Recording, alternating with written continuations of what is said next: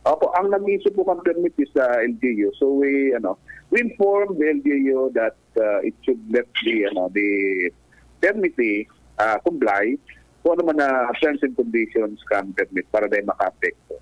Kami man din sa MGB ay proactive. We are helping also strengthen yung enforcement sa local level. Mas magayon po sana ay napag-urulayan ni Manin Sanggunian that kung sisay man sa mga barangay na may gumarong kaning sa gravel, they should be deputized. Ang kagandahan po ng deputation is that sinda na mismo sa barangay ang may authority na magdakop. Kung nailindindang pa-illegal, sinda na mismo ang mag-file ki kaso.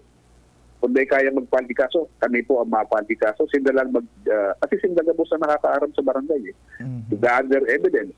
Pwede din po sinda confiscate, mag-seize ka mga tools, equipment, and conveyances that are in, and we are willing to provide them technical assistance. In fact, nagpayag na po when we had a meeting doon sa Sanggunian, nagpayag na po yung Sanggunian Bayan na magkaigong deputation hanggang sa barangay level. So ito na lang po ang kaypuan ng follow through so that araw kayo ng mga issue about pag gumalabis, halimbawa, maski may permit, nagmalabis ka sa imong permit, mabantayan ka mga LGUs mismo.